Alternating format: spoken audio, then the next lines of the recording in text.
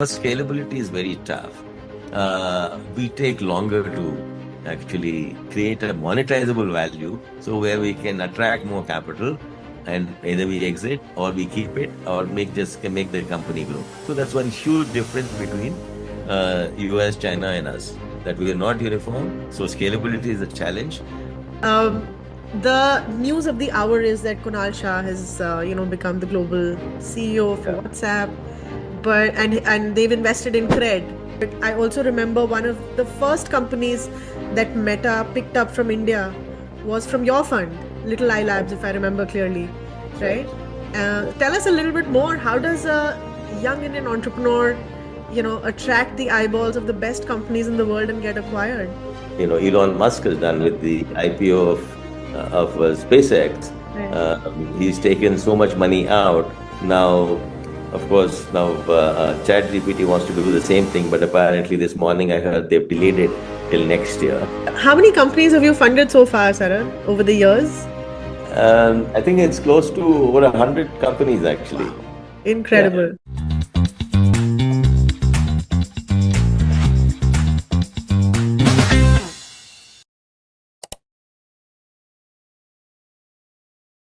Welcome to the Sustainable Stack. We're discussing everything deep tech, sustainability, and the future of innovation here. I'm Saloni Malhotra. I'm the founder of DesiCrew, and I'm also the author of Roots and Wings, which is on how deep tech was built in India, and the biography of Professor Ashok Jhunjhunwala. Joining us today, I have a very special guest, Sarath Naru, who is a VC and who also backed DesiCrew back in the day, many, many years ago. Sarath is the founder and managing partner of Ventureast and one of the earlier pioneers in the venture capital industry. Sarath came back to India almost 3 decades ago, Sarath, if I'm not wrong, to kickstart one of the early venture funds in India. And I think I'm going to invite him to share his story of how he started a venture fund in the first place when it was absolutely not existent in India. So, Sharad, over to you. Thank you. Thank you, Saloni, for inviting me. And I just want to say, I remember fondly, you walking in the same corridors that I used to walk in IIT Madras in the electrical engineering department, starry-eyed and wanting to do this startup. And I must compliment, of course, both you first to begin with, and as well as Ashok, Professor Jhunjhunwala, for having taken you under his wing. And he deserves all the credit for a number of things that he's done. You've also written a book about him. I think that's so wonderful. And I'm glad to see you develop into this wonderful, capable person.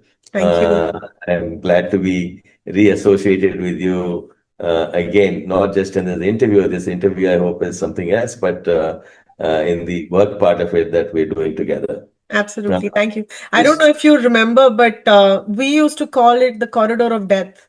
Between you, Professor Jhunjhunwala, and all the other, senior guys, we used to be mortified walking into that corridor. But yeah.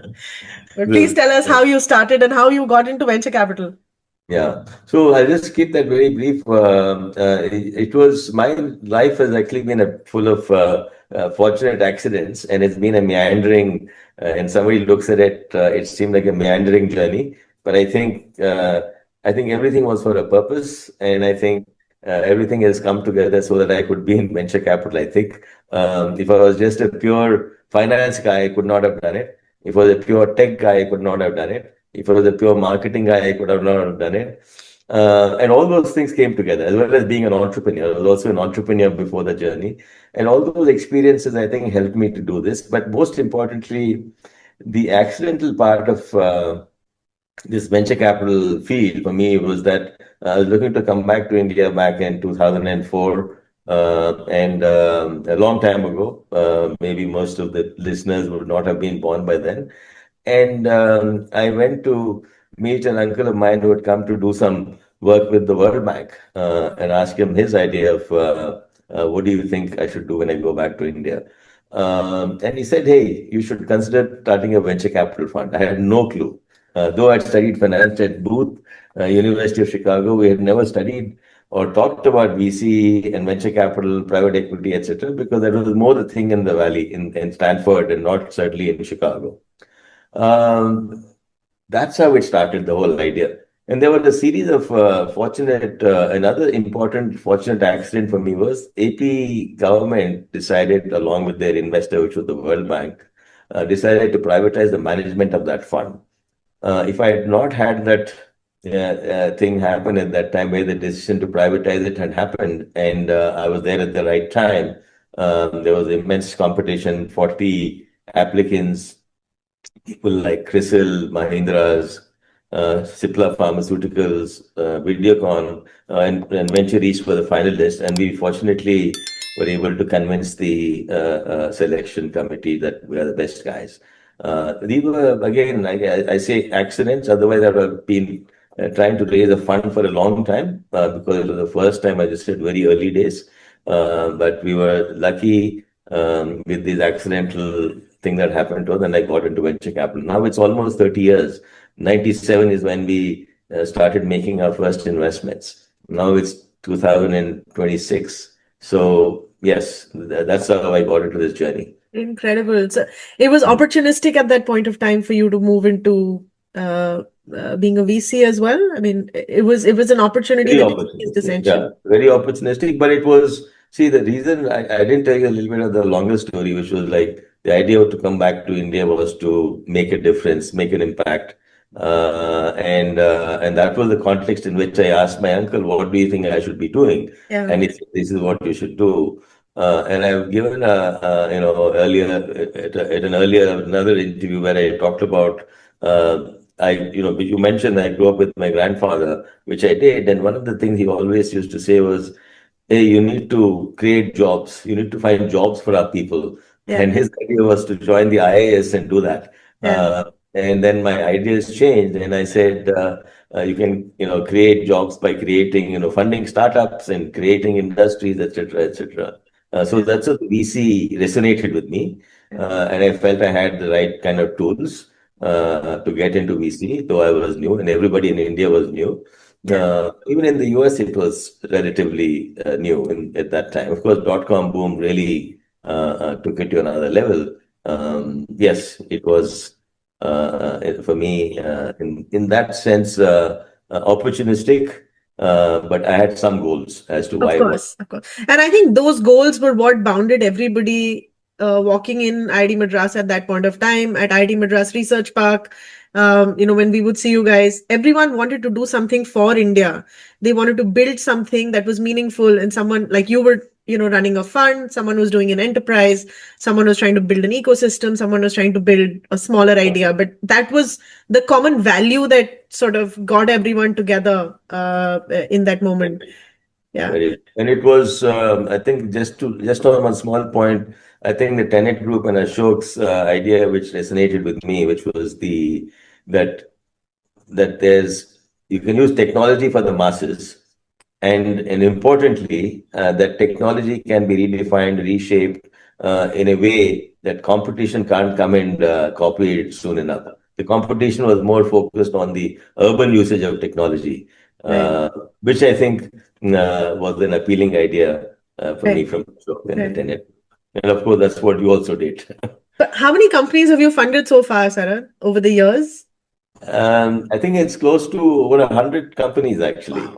Incredible. Yeah. And of course, I have a whole team with it. It's not just me making these decisions. The team does most of the interesting work. I do most of the boring work. Well, the important work as well. The news of the hour is that Kunal Shah has, become the global CEO for WhatsApp, and they've invested in Cred. But I remember, and I would love your views on that. But I also remember one of the first companies that Meta picked up from India was from your fund, Little Eye Labs, if I remember clearly, right? Tell us a little bit more. How does a young Indian entrepreneur, attract the eyeballs of the best companies in the world and get acquired? I think there's a lot of luck involved, but having said that, I think doing something unique and unique, essentially addressing a big problem with a unique technology has a lot to do with it. If you're not addressing a big problem, you don't capture anybody's attention. And we'll come back to that theme again and again. And I think that's the only way I can put this, because the whole idea of Little Eye Labs was to have an app that, for all the app builders, if you will, have a testing platform. And the idea was and everybody was trying to build an app. And this was a small, a tool, if you will, which would allow you to test the efficacy of your app. And that was seen as a very useful thing for all the entire ecosystem that Facebook had. And the Facebook, usually most of the big guys are scouring the marketplace to see what's happening, what's interesting. And promoting yourself will be useful, but I think usually the word will get around the moment you do something interesting. And I would say, I don't know I wondered about this. I don't know Kunal's ownership structure in Cred. But of course, it's certainly a big feather in his cap that he's been taken to WhatsApp to lead WhatsApp. I think from what I understand and what I remember, a huge part of the users of WhatsApp are all from India, maybe Yeah. 1/3. Yeah. And that's why it makes eminent sense for Kunal to lead it. I've found your usefulness in working with small businesses on how WhatsApp makes such a big difference. Lots of people also complain about a lot of social media messages coming through WhatsApp, but I think it's a good thing. Yeah, no, the product needs a lens, an India lens in India, for sure, because I think WhatsApp has replaced email in India for business. Today, Yeah. all business runs on WhatsApp, not on email, whether you're an enterprise or you're a small business. And there is so much more functionality that can be added to enhance a small business's, experience on WhatsApp. And unfortunately, and I would always have this argument with my friends who are product managers in WhatsApp, that you're not looking at it from our lens at all. We want other features and other products. And fintech, from a messaging platform to a fintech is the journey that the app needs to make now, which Kunal is absolutely, I think, brilliantly poised to do. He's dealt with regulatory, he's dealt with the product. So we're all very excited and very happy to see this. So Sarath, Shark Tank made D2C and consumer startups very, very cool. Across the board, whether it's a child, whether it's a housewife, whether it is a employee of a certain kind in an organization, everybody started understanding CAC, EBITDA, contribution margin, right? How do you market? How do you run ads? But the same is not true for the kind of startups that you might have invested in, which are deep tech, sustainable tech, more B2B, right? Sure. What kind of environment do we need to create so that that energy can be transferred to, the kind of organizations that you invest in as well? So if you're talking about going away from the household, becoming a household name, and that of course if you're in a D2C business, that they do become household name because they're direct to consumer. But if you're talking about how does one get the greatest support, not necessarily from the point of view of popularity, but from the point of view of institutional support, support, right? The ecosystem is primarily moving to backing deep tech startup businesses and sustainability focused businesses. I think I have a number of thoughts. And I think it's a very natural thing for India to move in that direction of deep tech and sustainability, and both as a combination. And I'll tell you what my thesis is. And we've been, as you correctly said, we've been doing this for a long time. Not for any love, but we had, of course, one thesis always, which is we always wanted to be different. Being different is a large part of being the competition, because then you don't have any competition when you're addressing, which is the thing I liked about Ashok's Professor Ashok's approach also to technology for the masses, is that, see, deep tech essentially is essentially deeper science, if you will, except that deep tech is closer to application than science is. And which absolutely, if you're doing something unique and different and addressing a big problem, which is what they should, then you're automatically going to take time to do that. And sustainability, if you will, while you don't necessarily have to take a long time to have us, find solutions for sustainable products or services, or just creating solutions for mankind. It is, however, going to become more and more important only in the longer term, not in the short term. Unfortunately, there's been a, up and down movement about how important is sustainability, whether it's environment or diversity or education or healthcare or all these things, right? So the both are long-term plays, if you will. Correct. And Innovation, deep tech, yeah. and sustainability are all long term. Yeah, I think for sustainable, if you're going to make build a solution for a big problem, you might as well pick a big problem which is not a temporary problem for humanity, but a longer term problem. And therefore, I'm saying the longer term aspect is the common thing. And you do want, so that's why when we evaluate deep tech, we typically look to see, are they addressing, either is technology trying to find a solution, trying to find a problem, or when you look at sustainability businesses, we look to see, hey, is there, we know that the problem they're going to solve is what they're trying to address, but is there a technology, good technology backing that, finding a solution? So slightly different. So if you match these two, so sustainability has huge problems, if you will, whether it's going to be energy, and we can talk more about this energy bit because, and water, if you will. Absolutely. They're going to be big, they have big problems today, they'll be even bigger problems down the road. And therefore, addressing problems related to energy and water, finding some deep tech solution or science solution is going to be addressing sustainability and addressing, and using deep tech. Correct. And the reason I wanted to digress for a minute, because this has become a pet project of mine, not a project, but pet thought of mine, if you will, which we know that AI is going to transform the world, and it is transforming the world. And but however, what's happening is right now, like any other business, like any other sector that we see, which is my tribe, we back, we want to be ahead of the curve. We want to be backing a technology phenomenon before it becomes commonplace, but try to help it become commonplace and commonly used. And with the expectation that the cost will come down enough, and the productivity and the effectiveness and the profitability of using that technology keeps coming up. So therefore, at some point of time, the cost will be much lower than the benefit from the that particular technology. The question I would argue here right now is, we've done two, I think, I mean, there is so much hype built around AI. And I've heard this from even friends of mine who are on boards of companies in the US, that the hype is so much, they will only talk about how this will transform the world. We know that. But have you examined at what point of time will the cost benefit curves, if you will they actually intersect?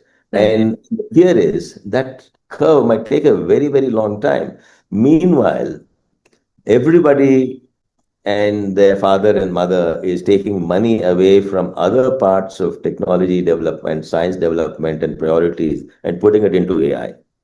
So you're starving capital from all other areas of the of what humanity needs, and this is called vaporware, and that's what right in Valley, that's what Elon Musk has done with the IPO of SpaceX. He's taken so much money out now. Of course, now ChatGPT wants to do the same thing, but apparently this morning I heard they've delayed it till next year, because there is suddenly the market also is saying, hey, when will this curve actually intersect? When will we start seeing the benefit? If they don't, then you have to keep on funding it till then. So the point I'm trying to make is that's a very clear example. And you asked me the question earlier, not only in this conversation, but earlier in what matter you sent me, that how does an entrepreneur who is not who's in deep tech but not thinking about sustainability, are they doing the right thing? Right. This is happening right away. I mean, this is a problem right in front of us. Correct. We will be forced to.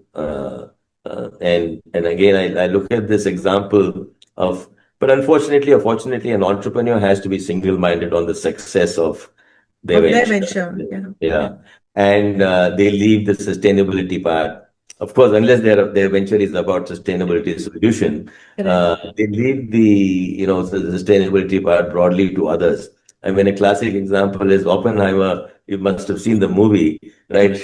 Oppenheimer is asking, suddenly he's feeling guilty. He's telling the president of the US, I feel guilty, I did this. We need to stop this from going further. Right. But when he was building it, he wanted to be the first to build the atomic bomb. And that's Right. what it's about, right? Right. So I think we're in an extremely tricky solution in the world. If we don't know, and our regulators and people who are governing us do not understand it. And of course, in the US, there are a number of people who understand it, a number of people stand to selfishly gain, and they Correct. think, okay, we will stop it at the right time. But there's some good people. I was disappointed to read that there's a gentleman who contested for Alex Bond is his name to be the U.S. Congressperson, and he understands technology and he's worked for all these AI companies himself. He knows exactly how governance would work in this matter. But we need more people like him, and even in India for that matter, on to see how to make this get the benefits of AI while not going overboard in that every time I type something into Google search, immediately Gemini comes up and gives me a solution. I don't need a that kind of a solution. I can do a little bit of search myself. Right. I've digressed from our main No, topic. this is very interesting, and I think you brought up a lot of interesting points, right? Um, Mostly we're so focused, single-minded focused in solving a problem, and I think the US always does that, right? Like when Yeah, they get obsessed with a particular technology or a particular yeah, output, everything is so rosy about it yeah, until it's not. Right. yeah, And AI is obviously, we're there, and you and yeah. I, we've had these discussions on AI, in our context as well, on the, Right. on the work that we do together. But I want to ask you, from a founder's lens, Mm. right? You said these things take time, right? Yeah. They take time. Now, often how should a founder prepare before they walk into this journey?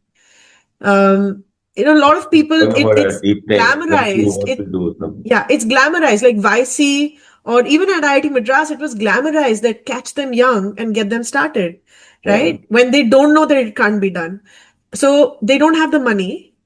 If they raise money, the VC is not willing to let them take an, market salary, yeah. right? Which is a complaint that a lot of my founder friends or a lot of people who are sitting on the fringe want to do a great idea, Mm. but they're not able to jump because they're like, we can't run our homes on the salaries that our startups give us. So how does a founder think about this long journey? How should they prepare before they get on that journey? Yeah. So I think the starting point generally I think is to start with the market need and having a connect to that, right?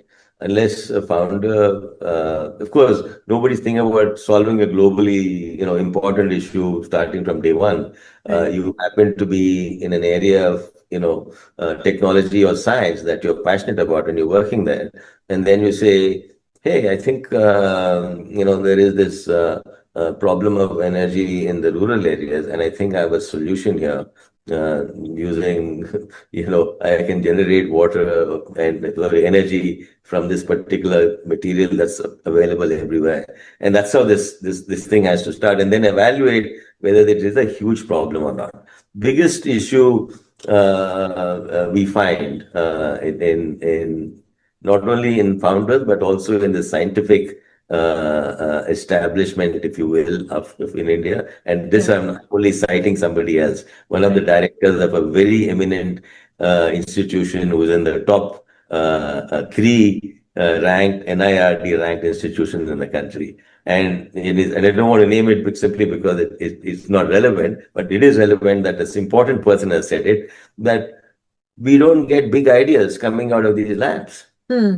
Big idea's definition is that you're addressing a big problem. Or it could be a foundationally science. You say you discover a new particle in the atom which was never thought of before. Hmm. That is also a big idea, right? The research for a new particle is a big idea. It's not about finding it, but actually saying that there is such a particle there because of the theoretical calculations I've made, we can find it. And then you go after it. And then you Hmm. find it has certain properties that will be extremely useful for energy generation or whatever creating human beings maybe, or transferring yourself from one place to another, Yeah. with You're saying moving the it. application isn't clear often. The, Yeah. the technology is That's clear, but the one point. application of the Yeah. technology may not be We're very. not getting big ideas at any level. We're not usually a big idea addressing a big problem. An idea that addresses a big problem is a big idea for a VC or a private equity guy. But from a scientific establishment, something it is contrarian to a current knowledge is a big idea. That is what happens in science, foundational Right. science. But we don't see that coming out of either our labs or our entrepreneurs. That is a primary, that's the first starting point. That's why I'm trying to say, if an entrepreneur can address or find a big problem in an area that can be solved by using the expertise that they have, that Yeah. is familiar with, that's a good starting point. Having said that, how do you then you need to be able to create a storyline or a pathway of why you think you can solve that problem. At least it should be an intellectually, defensible storyline when you're Right. sitting or a dining table or a drink or whatever. You should be able to make that case. I'm not saying actually do it, but actually make the case. That's the starting point. After you say that, I think the other important thing of I'm not going into you start working in the lab or you start putting a team together or find the right mentors and advisors, get some uncle and aunt or Yeah. parents to give you a little bit of money. The second big thing I think the founder needs to be prepared for, particularly if you're looking at deep tech, right? That you have to be uh, uh, uh, uh, conditioning yourself for the longer term, which is what you talked about also, saying that if I go for the longer term, if I get married or if I have kids, or you don't have a house, everybody in my family will say, hey, what are you doing? You don't have any money. You can't take your family on vacations. How do I deal with it? Those are real challenges, to be very candid. I Yeah. think family sacrifices are very important to address. And I think the fact that you will have those sacrifices and the fact that you need an extremely supportive family is very critical. Yeah. And I think, and I can tell you also from my wife keeps reminding me that you never talk about me, and I'm talking about her. I'm sure she'll hear this. That bringing up the kids is, we keep joking that she was a single parent family for my two kids. Yeah. uh, and I think as an entrepreneur, though I was not a deep tech entrepreneur, I was certainly doing something that I was passionate about, and I was looking into something very new. I think that's the second thing, that this whole sacrifice of many kinds. And I think, of course, I also had the fortunate help of finding the right advisors and so on who helped me through this whole process. So that is the second thing I'll say, that you will have to have sacrifices. It's the long term, and you should. So the first one was the big idea, big problem. Second one is this whole preparing yourself for, are you in it for the long haul? Because this is a long haul, Yeah. and there will be sacrifices. And be prepared to condition all the people around you as well to Right. talk about it and get ready. I don't think I talked about it. I think the romance of being an entrepreneur, got both me and my family together, though, and nobody questioned me too much about it. I Yeah. don't think I've been able to give the right answers if they ask me, in 5 years, where will you be and all that stuff. But these are the two critical things. Yeah. If you get those personally sorted, then you can get into the challenges of how to address fundraising, the process of fundraising. But certainly, increasingly, I think we will have more deep tech investors in India. Right now, we don't. And that's important because we are structurally constrained to 10-year funds. Hmm. And and today, and I bring that up because funding will become immediately once you go through the seed funding, most important thing for the entrepreneur, that you need patient capital, as you keep saying all the time. And the Absolutely. patient capital is not 10 years. 10 years is not patient. There Hmm. is no company. If I go through the list of my successful businesses, the top businesses, right, they're all like 15 to 20 years. Yeah. Our most recent company, which we listed, company which went through the toughest time in the markets, which was in March of this year, company called On EMI or KIST. We went public at 170 rupees. Today it's about 280 rupees. Wow. But almost it's a 19-year-old company.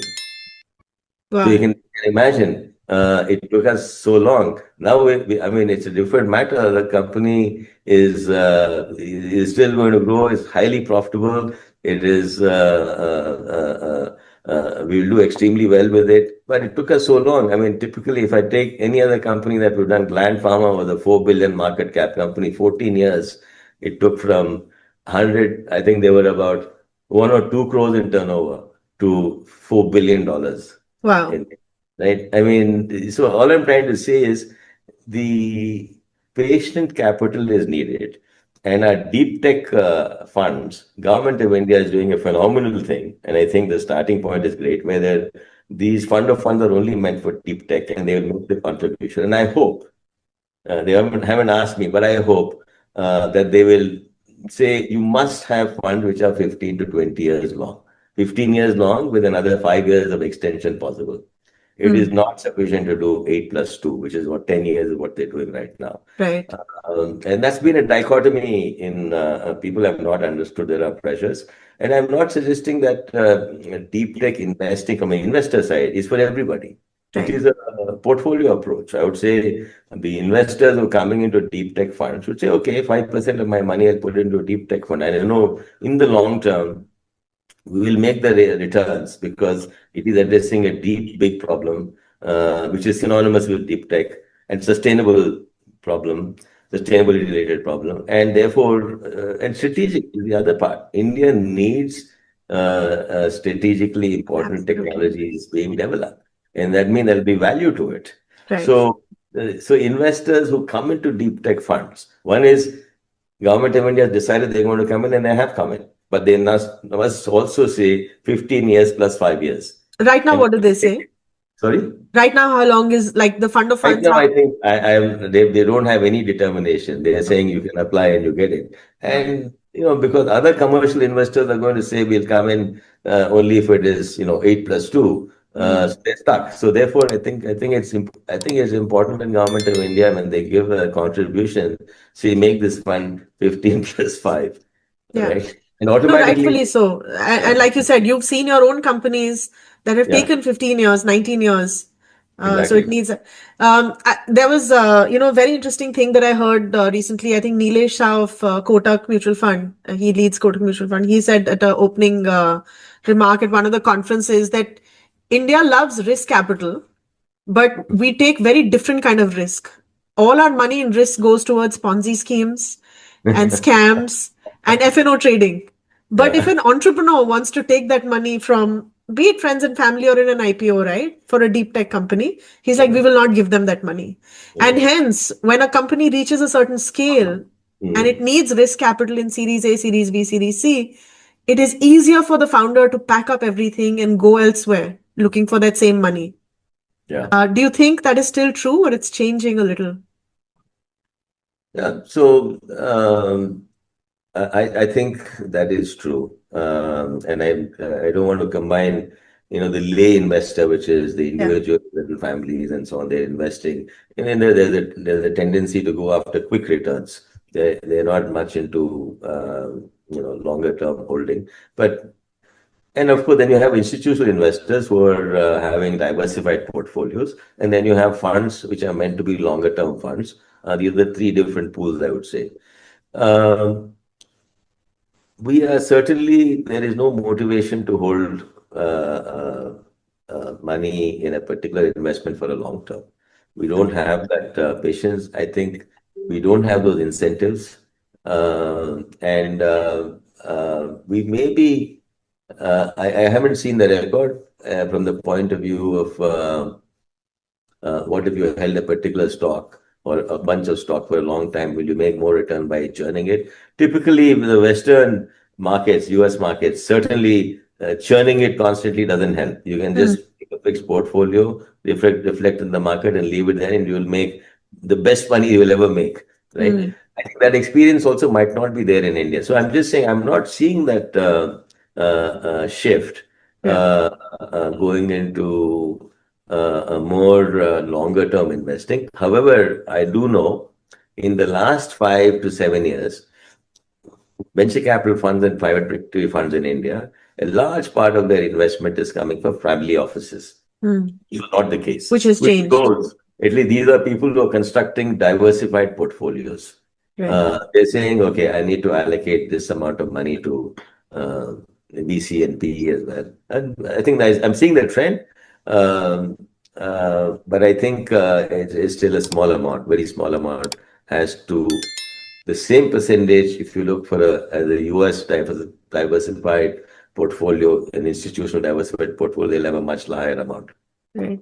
Sir, you've also often spoken about, how we need an India-specific model, that the Silicon Valley model or the China model, the winner-take-all model doesn't work for a Yeah. country like India. Do you want to Yeah. just share a little bit about that? And Yeah, yeah. So I have two reasons why I say we need an India-specific model. I also have a pet theme now. Maybe India needs a different way of governance because yeah. India is a very challenging country to govern, and primarily because it's coming from the huge diversity we have, which is not the same as in the US or in China. They are very homogeneous. They speak the same language, the entire populations. They possibly think the same way. US has maybe a little bit more differences of opinion than China, but China is very uniform. But US also is very relatively very uniform, which is what we don't have. Now, what does it mean to this conversation we're having? It's that the ability to scale a business, whether it's a D2C business or a B2B business, or even a business that only is working in a science, in a laboratory right now, that uh, the ability, the moment you make some growth or some progress, Right. there are changes. You go to a new market segment, it doesn't seem to grow the same way it did in the past. Hmm. So whether you geographically we are different, multiple segments, economic strata, everywhere the differences are there very strong. So therefore, our scalability is very tough. Hmm. Because scalability is very tough, we take longer to actually create a monetizable value. So where we can attract more capital and either we exit or we keep it or can make the company grow. So that's one huge difference between US, China, and us. That we are not uniform. So scalability is a challenge. So therefore, we need to be prepared to wait for longer to scale. Therefore, we become monetizable. Hmm. That's why 10-year fund is not relevant for India. Hmm. One example for that. The other thing that I also see in India, because of the diversity that you have, there are different market segments. The same segment, same product solution doesn't work everywhere. So therefore, the because it doesn't. That's why you can have multiple leaders in the same area, and more importantly, it's very relevant for India because capital is quite expensive for us in India. And lots of good talent, hard work, and intellectual ability has gone into building all these other startups. In the US, they can say, 1 in 10 succeeds in a successful fund and be quite happy those 9 fail. Whereas in India, first of all, it will not be just that one, maybe two or three, that will be top 2 or 3 guys. And even the balance 7, there is value there, which Hmm. should be harnessed. So the point I'm trying to get at is there a way we can create a model? One is it's a longer term. Second, there are multiple winners, and don't force don't starve the multiple winners of capital. Hmm. And also, how do you monetize those balance 7? If you say 3 out of 10 succeed, is there a way to monetize those balance 7 in a way that the US Treasury doesn't care about. So Mm. that's where I'm coming on. And there are models we can do. Secondary funds. There are multiple kind of fund constructs are needed. Lifespans are needed. And maybe even there are funds where, LPs, there are certain LPs come for the shorter term, certain LPs come for the longer term, and the combination of the two, those kinds of models are also possible. So the reasons why I think, again, India needs is because takes longer time to build a business, and and then we can ill afford to waste capital.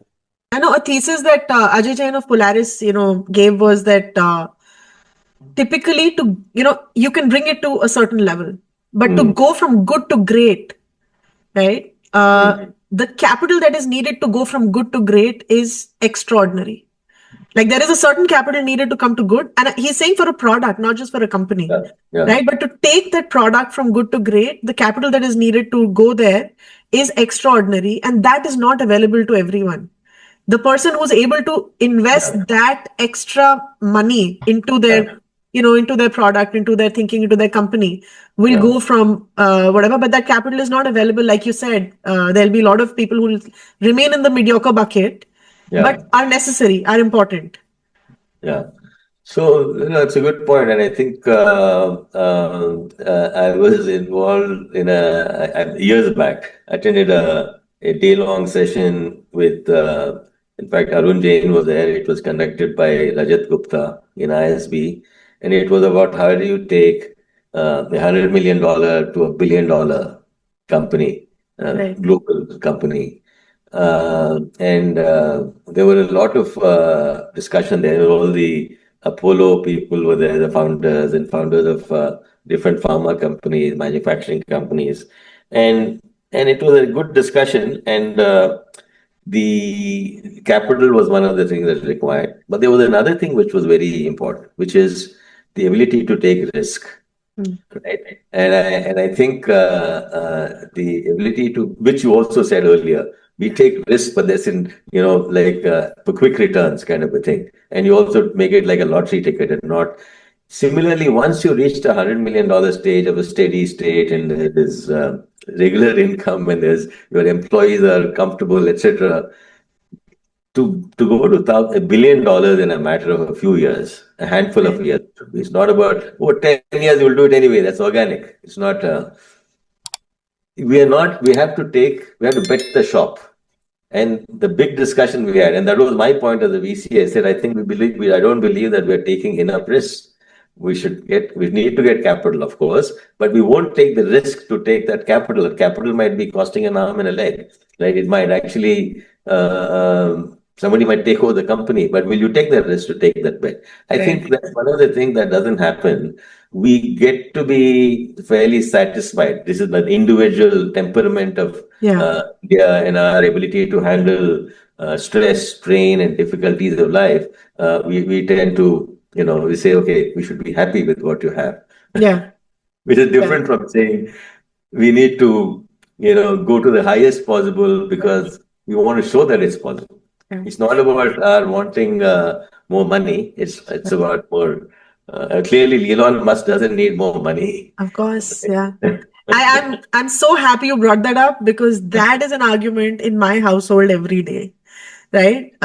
Between ambition and contentment, Yeah, there is that nuance that not everybody is able to understand, right? And it's a topic that we talk very often about. So I'm so glad you brought it up, because I think philosophically, through our yeah, scriptures, through other things, we're all taught to be content, yeah, and we mix contentment and this ambition yeah.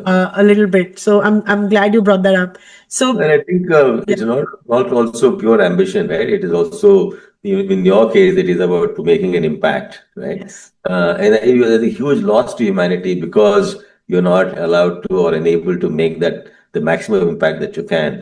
Of course, in Elon Musk's case, it's about going to Mars. He says, I need to be preparing humanity for going to Mars because we will run out of, you know. That's impact to humanity as well. He say, I'm going to open up new real estate for you. So that's where his purpose in life is, right? Yeah. I think Yeah. the purpose in life is the way to Is maybe address that contentment part. Yeah, we right. are content But we need to have a bigger purpose in life than just being Yeah. content. So, in closing, if you could tell, if you could tell young founders who are watching, how do they go about finding their purpose and how do they prepare themselves for this journey? What would you tell them as they set out and as they're building and they're in the trenches? What piece of wisdom would you leave them with? You're asking me. I've said most of the things I wanted to say already. I think a new dimension that's come about this thing about contentment. It's an important point. Though I said it, while I've thought about it in the past, I've not really articulated it. But I think to start with, I think the normal things would be you want to be patient when you're being an entrepreneur. You want to be different. You want to address a big problem. If you're going to spend your life risking your time as well as your family's time, it should be something that's worthwhile. It's not about just making a little bit more money. And most importantly, I think that the need for the ultimate impact you're going to have, how big it's going to be, I think one needs to think a lot more about it and not limit oneself. Again, be patient, be different, address a big problem, and try to understand your need for making an impact in a big way and articulate it for yourself. Well, thank you so much, Sharad. It was very insightful. Always Thank such a you. joy to listen to you.